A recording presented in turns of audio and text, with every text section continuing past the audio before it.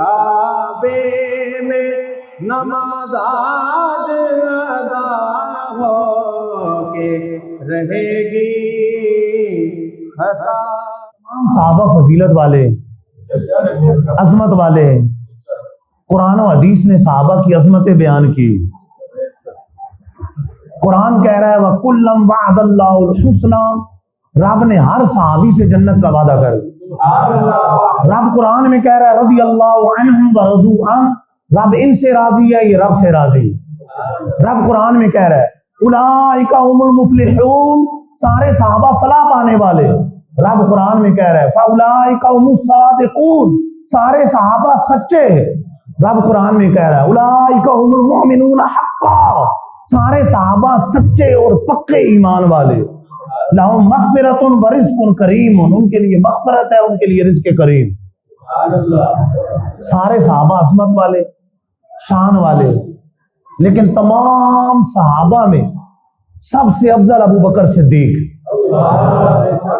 اور پھر جن کا ہم نے ذکر کرنا ہے فاروق اعظم، دوسرے نمبر پر فاروق اعظم، اس کے بعد عثمان غنی، اور اس کے بعد مولا علی، اس کے بعد بقیہ عشرہ مبشرہ اور حسنین کریمین، اس کے بعد اصحاب بدر، اس کے بعد اصحاب احد، اس کے بعد اصحاب بیعت رضوان، اور اس کے بعد فتح مکہ سے پہلے ایمان لانے والے، اور اس کے بعد پھر فتح مکہ کے بعد ایمان لانے۔ یہ ترتیب ذہن میں رکھنی۔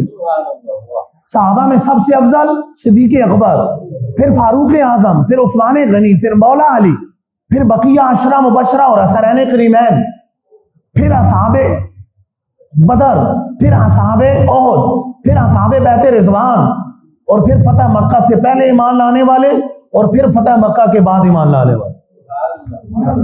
اچھا، آپ یہ افضلیت کی ترتیب دیکھیں تو ہر گروہ میں فاروق اعظم نظر آئے گا۔ سبحان اللہ، کیا کہتے ہیں، سبحان اللہ۔ ہر گروہ میں فاروق اعظم نظر آئے۔ فتح مکہ سے پہلے ایمان لانے والے فاروق اعظم، اصحاب بیعت رضوان میں فاروق اعظم، اصحاب احد میں فاروق اعظم، اصحاب بدر میں فاروق اعظم، عشرہ مبشرہ میں فاروق اعظم، اور خلفائے راشدین میں فاروق اعظم۔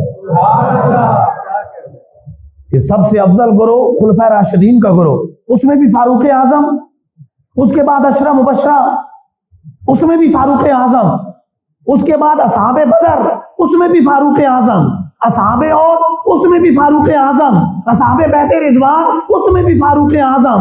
الغرض صحابہ کے ہر افضل گروہ میں فاروق اعظم موجود۔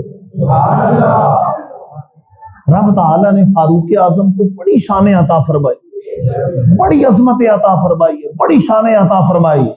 ویسے تو ہر صحابی نبی جنتی جنتی، وَكُلًّا وَعَدَ اللَّهُ الْحُسْنَى، رب نے قرآن میں فتح مکہ سے پہلے والے صحابہ کا ذکر کیا، اور فتح مکہ کے بعد والے صحابہ کا ذکر کیا، اور پھر سب کے بارے میں کیا فرمایا وَكُلًّا وَعَدَ اللَّهُ الْحُسْنَى، رب نے ان سب سے جنت کا وعدہ فرما لیا، چاہے پہلے فتح مکہ سے ایمان لائے، چاہے فتح مکہ کے بعد ایمان لائے۔ اور فاروق اعظم کو دیکھیں تو وہ تو ان میں شامل ہے جن کو نام بنام حضور نے لفظ بشارت کے ساتھ جنت کی بشارت عطا فرمائی۔ صحیح بخاری شریف کی حدیث پاک ہے، حضرت ابو موسیٰ اشعری رضی اللہ تعالیٰ عنہ راوی، سرکار دو عالم صلی اللہ علیہ وسلم ایک باغ میں جلوہ گر ہیں، باغ میں تشریف فرما، دروازہ بند، دروازے پر دستک ہوتی ہے، غیب دان نبی، دیوار کے پیچھے جاننے والے بھی نبی، یہ نہیں پوچھتے کون ہے۔ صحیح بخاری کے الفاظ ہیں، حضور کیا فرماتے ہیں افتح لہو وبشرہ بالجنہ، دروازہ کھولو اور جو بھی دروازے پر ہے اسے جنت کی بشارت دے۔ اچھا، اس روایت کے راوی حضرت ابو موسیٰ اشعری، بخاری شریف ہی کی روایت کے اندر یہ الفاظ بھی موجود ہیں کہ ابو موسیٰ اشعری رضی اللہ تعالیٰ عنہ دل میں کہہ رہے ہیں کہ میں اپنے بھائی کو وضو کرتا چھوڑ آیا ہوں، اللہ کرے میرا بھائی بھی آ جائے، کہ حضور جنت کی بشارت دے رہے ہیں۔ صحابہ کا یہ عقیدہ ہے حضور مالک جنت, جس کو چاہے جنت عطا فرمائے, جس کو چاہے جنت عطا فرمائے. رب نے ان کو اختیار دیا ہے, جہاں بانی عطا کر دے, بری جنت ہبا کر دے. نبی مختار کل ہیں, جس کو جو چاہیں عطا کر دے. دروازے پہ دستک ہوئی, حضور نے فرمایا افتح لہو وبشروا بالجنہ.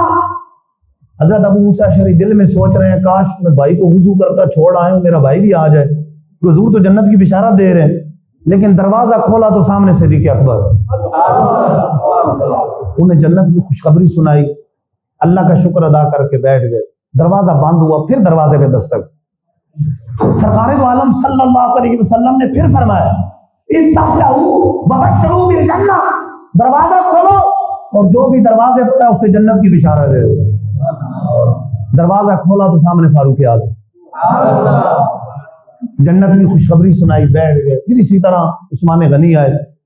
تو اس موقع پر بھی لفظ بشارت سے سرکار دو عالم صلی اللہ علیہ وسلم نے فاروق اعظم کو بھی جنت کی بشارت عطا فرمائی.